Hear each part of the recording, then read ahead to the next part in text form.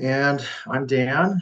Thanks for joining today. Welcome. And this is going to be the AI for Small Business webinar from What Is It to I'm Using It. And we'll intro for a few minutes as some of the folks sign on.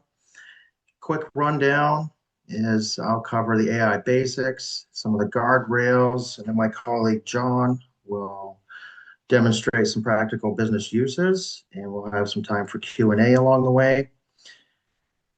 Please continue to drop your questions in the chat as we go, and we'll pause a few times to discuss those. And a reminder is general education today. We can't give legal or tax accounting advice, and nothing today replaces a professional counsel. My colleague John is going to introduce himself in a few minutes, and we also have Aaron in the background. He's smoothing out all the technology as we present from 3 separate locations today.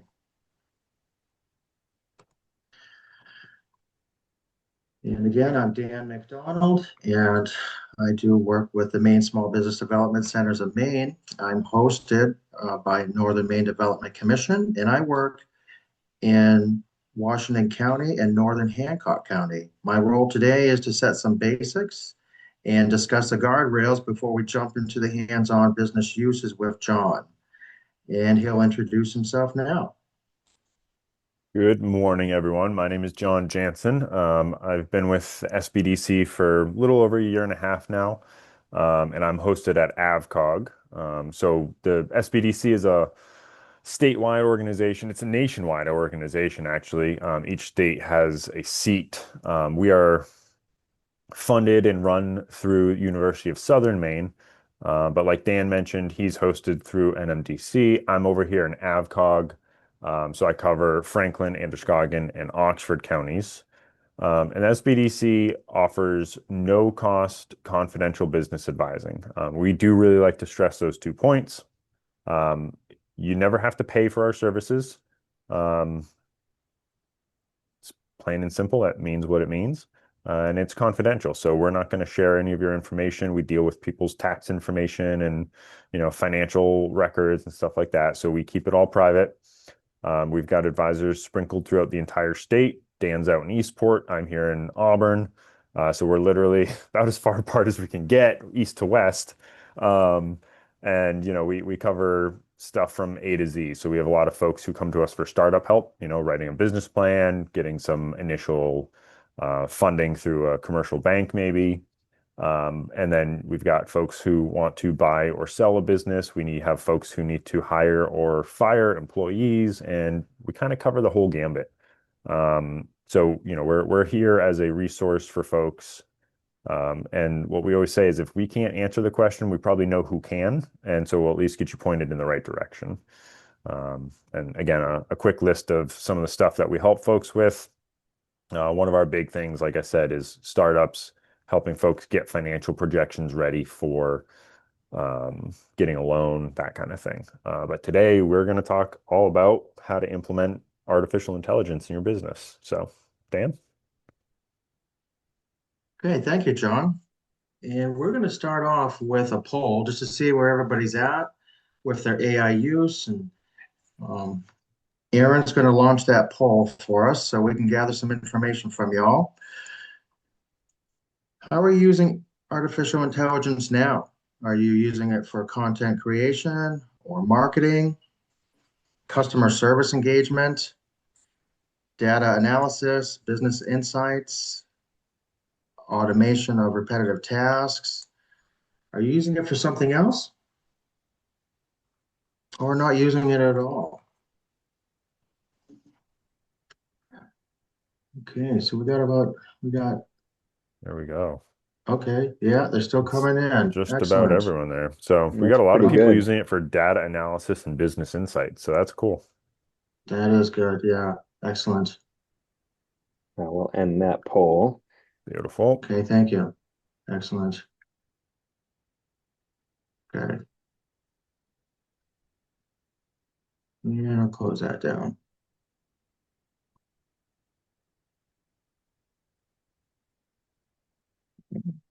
For the information there. So this is kicking off the webinar information content now. So we're going to define what that means. And before we get into examples, I just want to set the mental model for AI because misunderstanding the tool often leads to frustration or misuse. First of all, AI is a tool, it's not a teammate. It does not think, it does not reason or understand your business the way a person does. What it does extremely well is to recognize patterns and generate drafts, words, outlines, summaries, and ideas. And it does that very quickly. That speed is powerful, but the judgment is still on you. And second, the quality of what you get depends heavily on what you put in. You've probably heard the phrase garbage in, garbage out. That's exactly what applies here. When your prompt is vague, the output is generic or sometimes even wrong. When you're specific about your goal, audience, and constraints, the output becomes far more useful. A helpful way to think about AI is it's a great tool for first drafts and pattern heavy work, but it's not a replacement for experience, context, or decision making. Your role doesn't disappear when you use AI, it shifts. AI accelerates the work, you still have to do the thinking. And we'll come back to this idea repeatedly throughout today, especially when we're talking about the mistakes, risks, and how to write better prompts.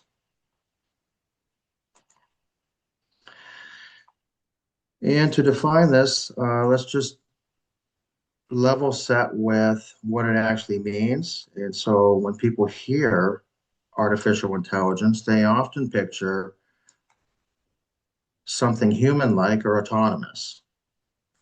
For today, we're using a much simpler practical definition. AI is software that performs tasks that feel human-like. Things like understanding language, spotting patterns, and helping with decisions. It's not thinking or reasoning the way people do. It's process patterns, and it does that really well. How AI is trained, AI models are trained on a very large collection of examples, books, articles, websites, and even conversations. During the training, systems learn patterns such as which words often go together, how sentences are structured, and what a helpful response actually looks like. What it doesn't learn is this is the most important. AI does not understand the truth. It doesn't understand intent or meaning the way humans do. It doesn't know things. It learns statistical relationships. It makes prediction based on those patterns. Key takeaway is to remember because AI is a pattern based, not judgment based. It's excellent for draft summaries and idea generation, but it's always needs to have a human in the loop and to review the correct and apply real world judgment. There's some examples of AI in action, and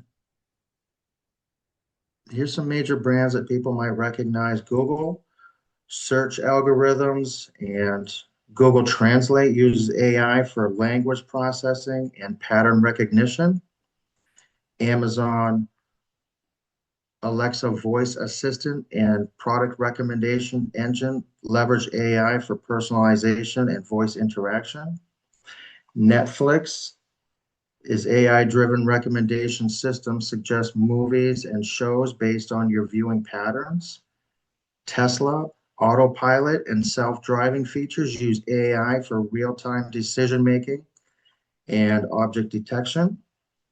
Microsoft Copilot in Office apps uses AI to assist with writing, summarizing, and generating content. And Apple Siri uses AI for natural language understanding and voice commands. And who'd have thought? Did some of you possibly rethink your poll answers from earlier? We're using AI a lot more than we anticipated. And basic uses, there are a few basic ways the AI shows up in business. Automation is just rules. If this happens, then do that. Example would be to send an email reminder 7 days after the invoice goes out. Analytics looks at data and spots patterns, things like dashboards, trends, basic financial forecasts. Generative AI is the most common people are talking about, and it writes drafts and or creates things like emails, images, summaries, or code based on your instructions. A simple example, write a friendly payment reminder and offer a payment plan. Important reminders, AI is great for drafts and ideas, but is not guaranteed to be right. You still need to review it before anything important. And some examples. On the previous slide, we talked about what it does well, and now I want to quickly break down two common flavors of AI you'll hear about in business so the terminology doesn't feel intimidating. First is the machine learning. Machine learning is all about predicting and classification based on patterns.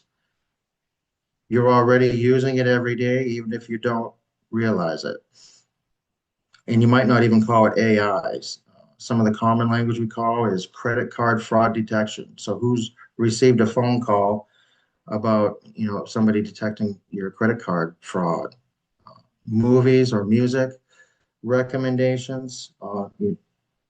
Your platforms will make recommendations based on your listening patterns. In your email spam filters, these systems don't create new content. They look for past data and answer questions like, is this transaction suspicious? Or what are you likely to watch next? And think of machine learning as a pattern spotting AI. Second is generative AI. Generative AI is what most people mean today when they say AI. Instead of just predicting, it creates new content based on patterns. It's learned during its training, and that includes emails, outlines, images, summaries, marketing, and website code. This is the type of AI we'll spend most of today talking about because it's immediately useful for small businesses. Two common ways generative AI gets used in business is human prompting or interactive. And this is most common. You type in a prompt, like write a polite follow-up email to a late payment customer, and AI generates a response. And the next one, machine triggered automation. In this setup, another system detects an event and automatically prompts the AI. For example, a CRM notices a new lead. CRM is a customer relationship management tool. That tool will trigger an AI written follow-up email. Then the message gets drafted and sent automatically. You don't see this part as often, but it's where automation really scales. Critical expectation setting. Here's the most important point to remember. Generative AI is not a database of facts. It's generating its best guess based on patterns. So it can be helpful and still be wrong. And it can do those two things at the same time. That's why you should keep a human in the loop. Use it for drafts, ideas, and structure. Always review it for using anything important. Never treat it as an authority. This idea that AI is a helpful assistant, not a source of truth, will matter even more as we move into prompting into real-world examples. And it's a good image. Think of AI as a new intern. It can produce impressive work quickly, but it may confidently include mistakes. Use it to accelerate your thinking and writing, and then review, edit, and verify. Avoid deep technical details. It's not a search engine, it's a pattern engine. If you don't give it your context, it fills in the blanks from generic patterns. Clarity matters, and John's going to show you how to improve your clarity in the coming slides. In this section, we're going to discuss some of the basic guardrails to implement. And we're going to talk about data, privacy tools, legal, intellectual property considerations, and the accuracy. Some of you probably heard about hallucinations, over reliance.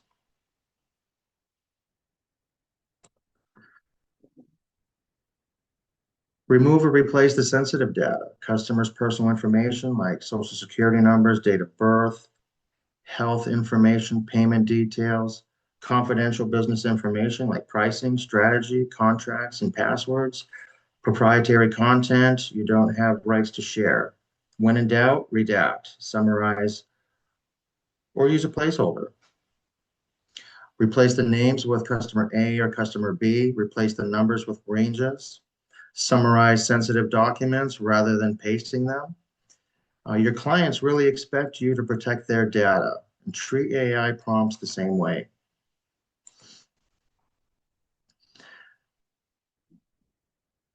The data privacy and paywall features, why this matters, free tiers often have fewer controls for privacy, retention, administration controls, and auditability. Practical rule of thumb for small business, assume anything you type could be stored or reviewed. Read the tool setting and the terms. Start with low risk tasks with public information, drafts, brainstorming outlines. Don't paste in customer lists, health data, financial account numbers, social security numbers, internal pricing sheets, contracts, or anything covered by an NDA. If you need to use real business data, consider the paid business tier has stronger controls and scrubs abstract data. It removes the names and address identifiers. With privacy handled, the next risk is ownership. Who owns the output? A reminder that this is not a legal briefing, it's just an overview. A practical tip, if you would copy and paste it into a public blog, don't paste it into a chatbot. Two big points is copyright or intellectual property, AI generated content may not automatically be protected the same way human created work is. And platforms have different terms. Trademarks, brands, brand mimicry, avoid prompts that intentionally imitate a specific brand copyrighted style or create confusion in the marketplace. Best practice used for AI is the first draft. Use it for a first draft and then add meaningful human edits, your expertise, and original examples. Keep your human in the loop steps, rewrite, fact check, add your voice, and real business details for high stakes contract employment language.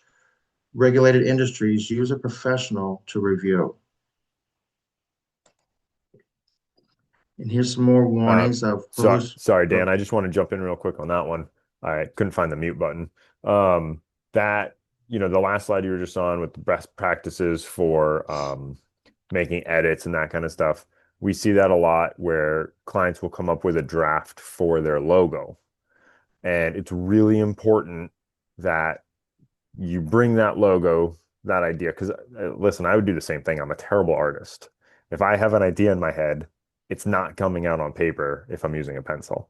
So I've used ChatGPT to come up with some ideas, some images, but if you're going to use that as an official logo for a business, you've got to bring it to somebody who can do some graphic design work and modify it enough that like it's now your creation.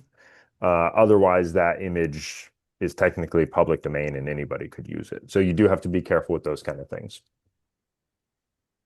Yeah, that's a good reminder. Thank you, John.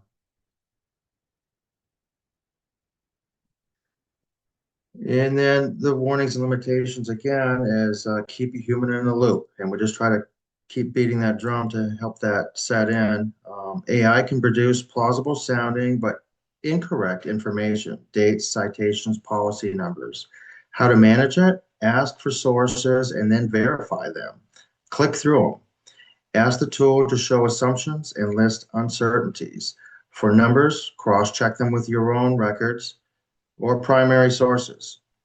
Over-reliance, AI is best as a tool, speeds up drafting and brainstorming, summarizes and organizing. Your job is still accuracy, judgment, ethics, and the final decision. A simple example, ask it for a statute name, and it may invent a brand new one. Rule of thumb, if it's a number, a quote, a policy, or a claim that you bet money on, you have to verify it. And coming up next is now that we've gotten the introduction down and most of the doom and gloom out of the way with the warnings, John's going to do a little recap as he shows us real life examples and some practical business friendly uses for the AI. And then he'll show you how to communicate with the tool to get the best results. Um, we do have a Q&A session after today's content and encourage you to continue to drop any questions in the chat. I'll stop sharing my screen now while Aaron checks the chat for us to tee up any questions. No questions quite yet, but I'm sure they'll come as we do some more practical examples.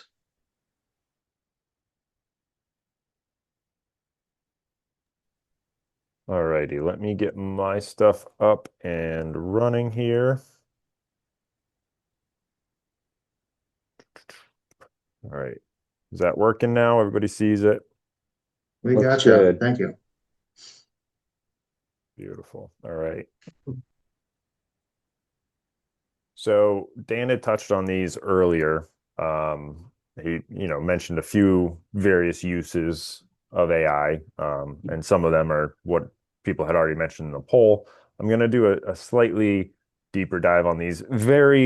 I say slightly, I mean slightly deeper dive, because ultimately we're going to get to prompting here very shortly. But we want to make sure everybody has a very broad sense and broad understanding of what AI can be used for. And then ultimately, too, we want to be able to do more webinars for you guys in the future. So by providing alternative topics and learning what you're already using it for, we can kind of curate what we teach on based off what you guys need. So one of the big things that AI is used for, and I'm sure a lot of you do this kind of stuff already, is workflow efficiency. So you can do stuff like create standard operating procedures, build out a marketing calendar for either a short stint where, we're trying to market for the holiday season, or if you wanted to do a full year-long calendar, it could be used for that as well. Dan and I have both been through AI training that's hosted by Google, and some of the information they've given us has shown that you can save up to 10 to 14 hours per week on workflow or on worker efficiency by using AI. Now, obviously, it depends on what that person is doing. But imagine if you had to spend a week building out your entire year worth of marketing, your entire calendar, you can save a lot of time. So it might not be every single week, but depending on what you're doing throughout the year, you can definitely jump on the AI train and take a couple shortcuts. But you want to keep the human in the loop, right? Dan's favorite phrase of the day, human in the loop. And then automation, we talked about utilizing different customer, what is it? Customer retention. I always blank on what that means. CRMs. You can use CRMs to integrate and help with some of the automated tasks, like Dan mentioned, sending out reminder emails to people, whether it's right before or right after they've sent you or you've sent out your invoice or whatever it may be. Customer relationship management. Thank you, Mainline. Wonderful, wonderful help. But there's a lot of good tools, and a lot of them integrate so that you can kind of have your email flow through to Zapier, and that flows through to this and to that. And depending on what you do, it can save you a lot of time as well.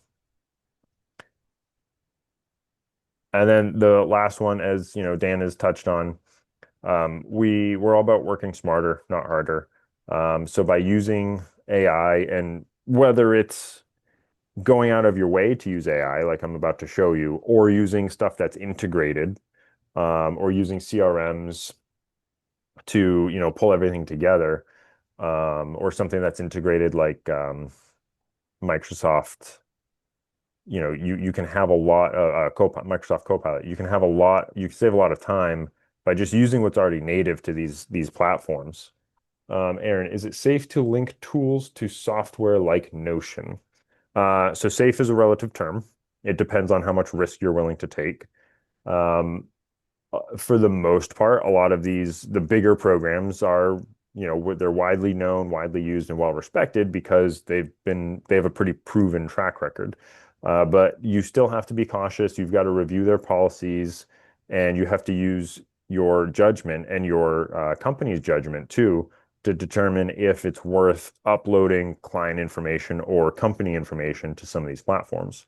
One of the big conversations that we at the SBDC have, as I mentioned at the very beginning, our client work is all confidential. So we actually have some constraints amongst ourselves as to how much of this AI stuff that we can use. So if I want to draft up an email to send out to a client, before I have AI kind of spruce it up and make my words sound more pretty, if you will, um, before I use AI for that, then I need to take out client information or I need to have express client permission to use AI with their information in it. So we have some pretty strict guardrails. That's why Dan spent so much time talking about guardrails because we have developed a lot of our own for the entire SBDC across the state. And the SBDCs across the nation are all working together to kind of figure out how can we best utilize AI while keeping all of our client information confidential. So that's definitely a good question for your organization is what kind of risk do you want to take? What's the benefit? What's the cost, the potential cost of uploading information like that? So we're going to dive into the art of prompting. And I do want to start off with a quick example. And so I'm going to pull up my web browser in a moment. But as Dan mentioned, we're not, you can use ChatGPT or other AI services like a search engine. And they're certainly good at that, but you're only scratching the surface if that's all you use it for. Because, if you just type into Google a question, it's going to give you its AI generated answer, and then it's going to show you other links and resources, and you can go read more on somebody's blog or whatever it may be. But really diving into the art of writing a prompt and getting the output that you want, it's going to be a little bit different than just asking a question. So let's see. I'm gonna stop sharing. And then I'm going to share.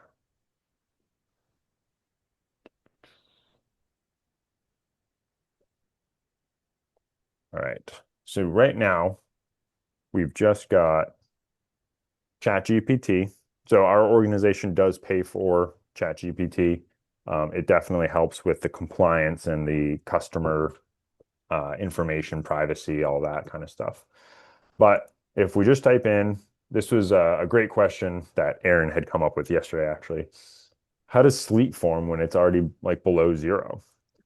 We've gotten a little bit of snow in Maine in the past couple of weeks, and it's been kind of cold recently. So if you just type in a question, ChatGPT is going to give us an answer, right? It's going to tell us snow forms high up in the clouds. It melts on the way down because there's a warm layer. The snowflakes melt into raindrops. It refreezes before it hits the ground because it hits another colder layer. And so it's gone from snowflake to water droplet to frozen sleet pellet. And we've got a lot of good information there.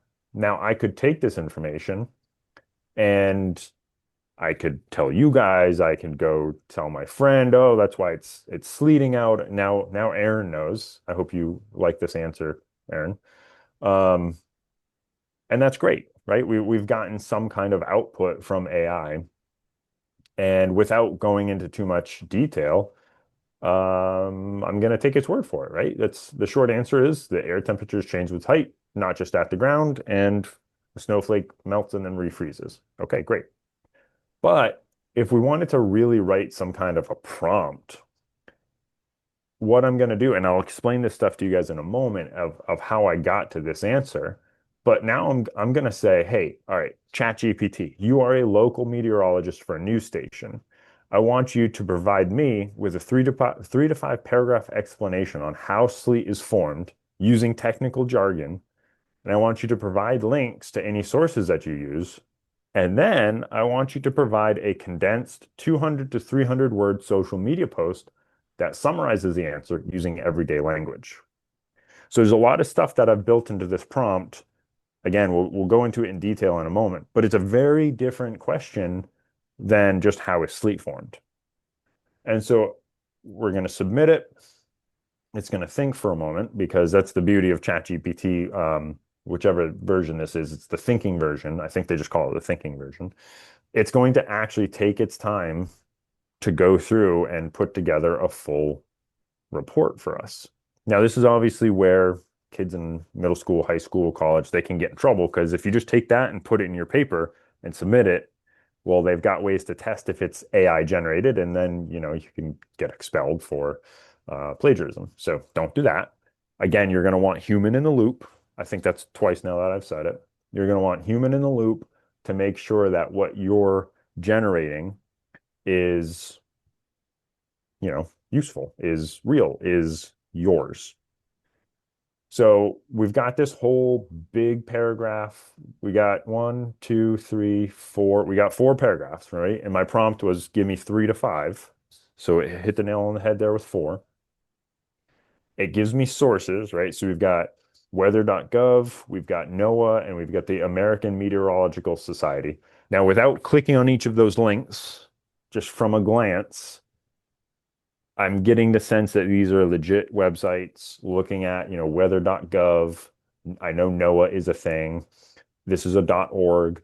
They're not coming from sketchy websites. Now, if I was doing more, if this was more in depth, I would want to click on these, make sure that they're legitimate websites, see if the information makes sense. But it's given us those sources. That's something that we can take to the bank with us. And then it's got my social media post, 200 to 300 words, everyday language. So now we've brought it back to a much easier to digest level. It's still got multiple paragraphs, but it's a lot shorter than the first one. It's got this nice little intro, because again, if I was going to post this on Facebook, you ever wonder what sleet actually is and why it's different from snow or freezing rain? Here's the simple version. Now, there's a tell right there. This sentence, if you spent much time on ChatGPT or Gemini or anything like that, this is a tell. This when I read this, I say this is AI. So if you just copy and paste this and put it in your monthly newsletter and send it out to your 500 followers, the savvy ones are gonna know like, okay, they didn't put much effort into this. But that's where the human in the loop, that's 3, comes into play, and you take out that sentence, you change some of the words, you make sure that it feels like yours. Aaron has pointed this out before. ChatGPT loves putting the M dash, the Oh hyphens, yeah. I do and not like it's those. a big pet peeve of his. Oh I use gosh. them a lot in my own writing personally, but it is another tell. So you look through it and you're like, oh man, there's a lot of hyphens. There's a lot of these weird, like, here's the simple version. All these quirky little sentences. That's a tell. So now, okay, this still looks kind of long. I did say 200 to 300 words, but it still feels long. So if you wanted to, you could say, hey, could you condense this down to 150 words and keep it really simple? And it'll do that. It'll spit out another iteration. That's going to be a big thing that we're going to focus on. So I wanted to give you guys a practical example with it's the same topic, but we're getting 2 very different outputs. And the input that we've given it has been very different to get those outputs. So I'm gonna switch back to my PowerPoint. If anybody has questions, you can drop them in the chat, or you can just come off mute and let us know while I get this fired back up. Yeah, that was an excellent example, John. Thank you, thank you. And I learned a little bit about weather as we were reading through that too. Yeah, you didn't know you were going to get a science lesson here today, did you? All right, that's back up and sharing. So, all right, we've gone through these two. We can use it as a search engine, or we can use it as a prompt engine, as I'm calling it. That's not the technical term, but it's a good way to differentiate. So that prompt that I put in there, that is this is kind of an outline of what we just did. We're defining the task. We're choosing safe inputs. We're asking it for a draft. We're verifying its claims, right? I asked for the sources so I can go in there and read everything for myself. And then we need to edit. You could throw in there like 4.5. You can ask it to, you can do iterations. You can ask it to make some changes before you make changes. Um, the other thing too is with ChatGPT, probably Gemini as well. I haven't used that as much. Dan touched on this. The program that you use is going to learn you a little bit. So if you keep asking it about weather and science related questions, it's going to start to figure out like, oh, okay, this person does something weather and science related. And sometimes you'll ask it a question that's completely out of left field, something about nutrition, let's say, and it'll try to circle back and say, oh, did you want me to relate that to, how the weather can impact people's nutrition because of growing cycles? And you're like, no, but that's cool that you were thinking about that. So it's always compiling everything that you're putting into it, and it's trying to connect everything. So you just want to keep that in mind. Sometimes you'll get those suggestions and be like, no, we're good where we're at. Thank you. Dan, my AI tool knows too much about me. Same. So like we said, the prompting process, the precision drives quality. So the more precise your input, the better your output's going to be. The iterative prompting is it's a collaboration. We're trying to help it help us, right? As Dan said, it's a tool, not a teammate. So you are giving it more and more refinement, and it's giving you output, and you take what you need and then, continue to modify it to best suit your needs. Aaron, I've been using Gemini a lot lately, and if you return to an existing chat the next day, AI might not remember what you were talking about. You need to wake it up and remind it. And I'm curious, Aaron, if that's a paid version or not, because with the paid ChatGPT through our organization, it remembers everything for better or worse. Yeah, it's the pro version. It's paid, and Okay, it's a limitation of Gemini. I think some of gotcha. the AI tools are better at quote unquote remembering than others, but Yeah, it does once you clue it in. So yep, something to definitely. remember. Yeah, you've got to learn which program you're using and how it's, gonna react to everything. So we're going to use a new example for the next little lesson I've got for you guys. So the initial prompt, like let's say um, we want to make a Facebook post for an upcoming alt rock concert series, and we need to promote this and get more ticket sales. So if you just put that into AI, you can throw this in the chat if you want to, but do you think you're going to get a good output? I hope you guys are picking up what I'm putting down. If we put that into ChatGPT, are we going to get what we want from AI? Probably not. Probably not. There's a couple ways we can spruce it up. You've got 5 main considerations. As you're writing the prompt, we want to look at the task or goal. Oftentimes you want to use an action word, a verb, right? So in the original one that I did, I said, provide me with, summarize. So I'm telling it what to do very precisely. We want to create a persona and define the audience. Oops, didn't mean to click that. We need to give it a format, right? 200 to 300 words, 5 paragraphs. We can give it some style prompting as well. Do we want bullet points? Do we want paragraphs? Do we want this to be lighthearted?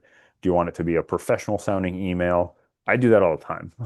I'm I'm a good writer, but I'm a very informal writer. So I'll put emails into chat all the time and say, "Hey, can you make this more professional, please? Because it needs to sound professional." You can give it references or ask for its references. You might need to add some constraints, like what are its limitations, right? Guardrails that Dan was talking about. We got to be careful of how far we let it go. And then the iterative process. Are we going to go back and forth? So number one, the task or the goal.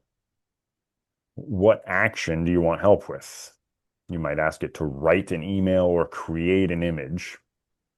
So for this example, right, on the first slide, we said make a Facebook post for our upcoming alt rock concert series. So we're saying make a Facebook post. So we're giving it an action, but it's kind of soft and doesn't have enough clarity. So we could change that and we could say create a social media post or create a Facebook post about an upcoming music festival that speaks to the local community while also attracting out-of-state festival goers, right? So we've broadened it a little bit. We're telling it what we need it to do. And this is also kind of bleeding into the next section, so I'm going to just jump ahead. But the audience, who are we talking to? It's the local community and out-of-state festival goers. So this one, the persona, what's the expertise that you want to pull from, right? So in the first example, we talked about the meteorologist, right? You're a meteorologist from a local news station. Okay, so that helps to kind of helps AI set who it is, understand what kind of resources it should pull from. And when we saw those data points, it was the weather.gov, it was NOAA, it was some legit resources. So now the example is you're a concert promoter specializing in raising ticket sales in the alternative rock music industry. That sounds pretty specific to me, right? We've hit the genre of music. We've told AI that they're a concert promoter. So not just a promoter, but specific for concerts, not, shows at bars and stuff like that too. But we're talking about a big concert here. And we need to raise ticket sales. So there's our persona. We already kind of pulled in the audience of who we're gearing this towards, right? We mentioned the music festival speak to the local music community and out-of-state music goers. So we've got the task or the goal, we've got the audience, we've got the persona, the formatting now. So again, we can limit the Facebook post to 500 characters. You could say 500 words instead. If this was for Twitter or X, 140 characters. We can also tell it to include some relevant hashtags. Now, whether or not those are actually relevant is up for debate, and you'd want to make sure that you are doing a little bit of research on your own to see what is most commonly used in that industry, but it's going to give you some options to at least go from. And also AI loves creating bullet points, and it loves putting emojis as the bullet points. At least ChatGPT does. So whenever I get a newsletter that's all bullet points and it's all these little emoji bullet points, then I know this is just AI output. Doesn't mean it's bad, but it, could be right, could be wrong. We don't know. The next part of writing the prompt. Now we're looking at the references and the context. What is the bigger goal here? What's going on? So we want to include detailed context in the prompt to really narrow the focus.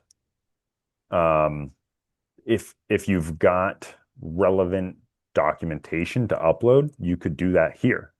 A lot of times, again, if you're using ChatGPT and it remembers stuff, you can actually take a sampling of maybe you take screenshots of your 5 best or your 10 best Facebook posts. Maybe you've got 10 posts that got like thousands of likes.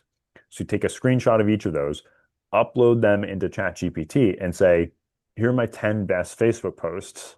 I want you to write another Facebook post using the tone or using these posts obviously tugged on emotional heartstrings. So how do we get that into our next post? How do we make the 11th post that's got thousands of likes? So you can upload documents and information to keep that tone and for AI to reference your work as opposed to just the internet at large. So by really zeroing in, we're saying the local audience is going to be So no longer are we just saying local concert goers. We're saying local concert goers who are college students and young professionals aged 21 to 35 who follow indie rock. I think I meant to write alt rock, but you go with it.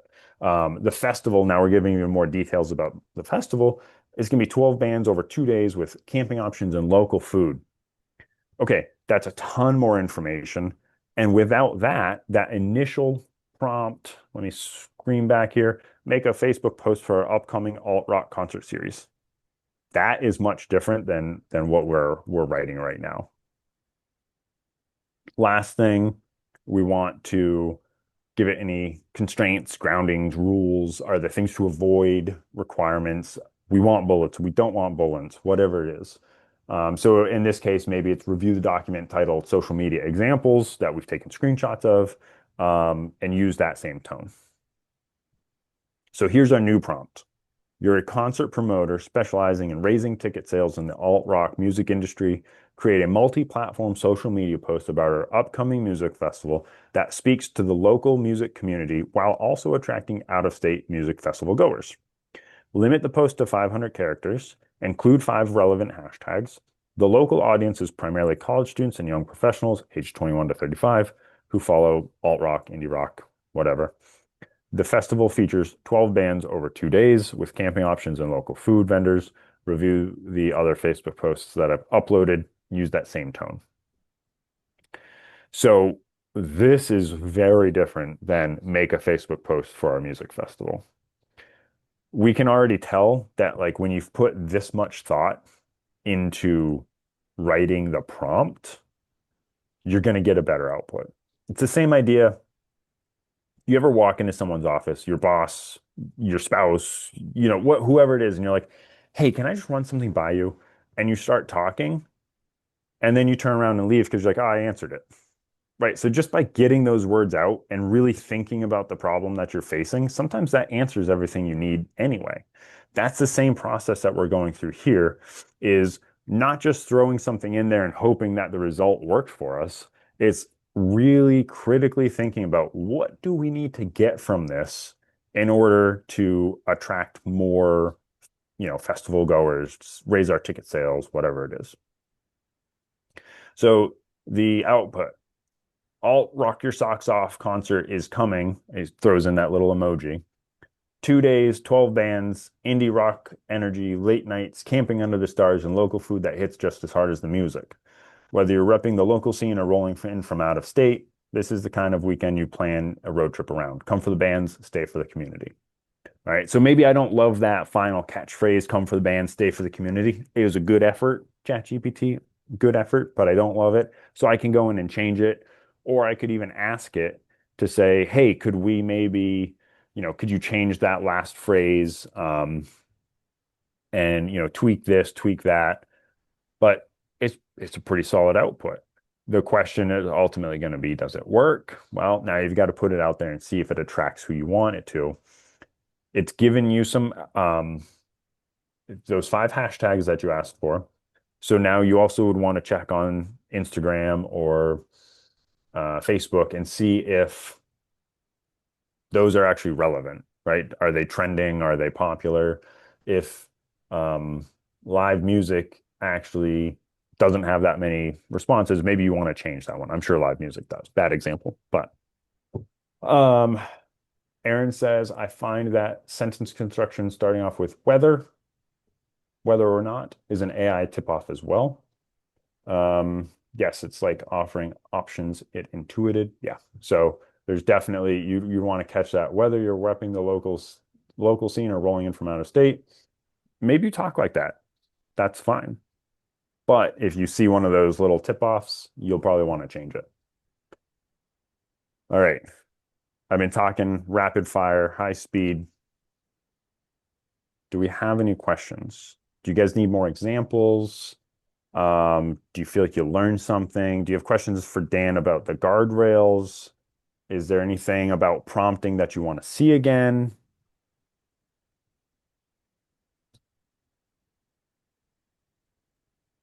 Hi, I have a question. Hi. This is Rory speaking. Thank you guys. I'm Yeah, absolutely. curious if any of you have experience using Claude. That's what I've been using is the free version of Claude, Mhm. and I'm trying to kind of figure out whether it'd be worth it for me to get a paid version, mostly um because of what you mentioned of like recall, just because Yeah, it's not efficient for me to continue to explain my business every single time. right. I think Aaron or Dan, if you guys have a better answer, chime in, but I don't think Claude remembers stuff anyway. Maybe the paid version does. Um, but Might, yeah. yeah, is that correct? Yeah, it might. I mean, it's gotten more and more Okay. refined, and Yeah. I know that S- with, any paid version, what I've done in the past is I've tried it for 1 month. See if it works for 1 month. Yeah. If it works for 1 month, then you know it's adding value to your business. You can Yeah. always cancel it. Yep. So the other thing too is I for personal use I use ChatGPT, but I just use a free version because I'm usually just using it like a search engine. Um, and it still remembers stuff. It'll still pull up things that I've talked about previously. But what I've heard a lot of people do is they'll use multiple sources. So they'll use Chat and Gemini and Claude, and they'll go and maybe do some of their generation through ChatGPT because it's going to remember stuff. But then you take it and you have Claude refine it because I know Claude is a much more adept writing AI tool. So it might be one of those things where you want to put it through a couple different versions and use a couple different tools and see what the outputs are and see which one fits best.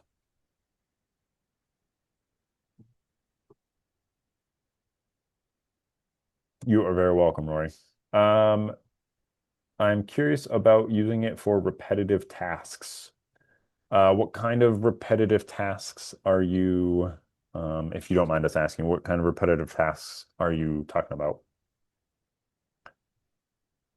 Main wine. That's my first question. Oh, like what kind of tasks could you use it for? Right. Um, People talk about using it for repetitive tasks, and it seems like that would be a great use, but I haven't seen any. I don't have any understanding about how to make that what happen. would count as a repetitive task? Yeah. So a lot of times it's going to come down to what do you do and what do you need help with, and then what kind of things could we, outsource essentially. Um, so if you run a bigger company and you have a lot of new folks coming on board, but for different roles, you can have like a large library of information and say, hey, I need an onboarding checklist for this role. And give it the guidelines of, and this would be a little bit more complex of an ask, but it's very doable. Mhm. To say, hey, here are the basic HR requirements, and then here are the requirements for this role, and here are their skills, and you could kind of put all that stuff in, and it would give you its output. It would be emails. We've had people tell us that they've used it well for, let's say you're running an online retail store and somebody wants to return something, you can get the process streamlined to the point where the AI is replying to basic returns like, oh, hey, this size didn't fit. Can I exchange it? And AI will basically have that whole email conversation. You'll be kept in the loop, but you don't have to respond every single time. But, oh, hey, what was that address again? And, so stuff like that. Mhm. Dan, do you have any other good tidbits there? Well, you hit it on the head there with HR. I've heard a lot of excellent feedback, especially on the spin up for hiring new employees. And I've used it a number of times in CRMs. It's embedded into a lot of CRMs just to get to some of those repetitive answers. There's a couple of good examples for Yeah. sure. It Yeah. definitely comes down to what are you using or what are you doing on a daily basis?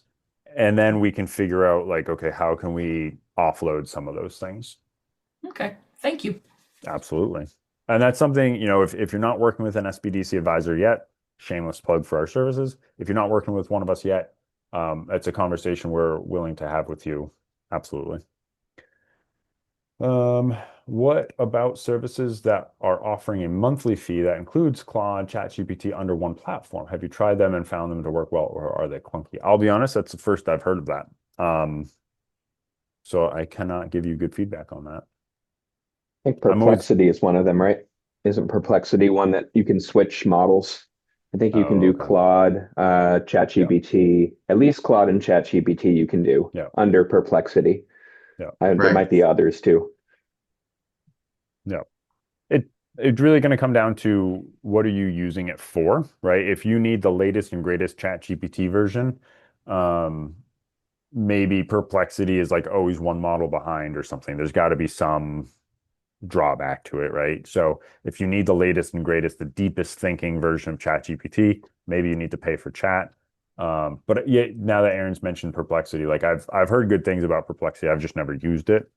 Um, so if you want those multiple sources, if you want to generate from chat and then have Claude refine it, that might be a good way to do it. And again, like we said, test it. Run it for a month, and if it works, it works. If it doesn't, it doesn't.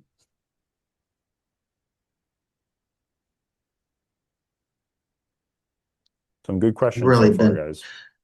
I pay for drifting towards. ChatGPT. Go ahead, Dan. I was just going to mention I've been drifting towards Copilot because it's embedded into a lot of the tools Right. that we use already, and so that has been my latest trend is to drift that way. Go Yep. ahead on the question though. Yep. I pay for ChatGPT. I use it to keep track of my profit margins per job on wholesale orders and creating social media. Yeah, that's great. So if Excellent. if you needed more capabilities that you think Claude would be able to handle, then maybe Perplexity would make sense. But if you're already, it's one of those things too, where I'm a big fan of if it's not broken, don't fix it. So if you're already successfully using ChatGPT for some of those things, again, it might be worth exploring if you got some free time. But if it works, maybe it just works.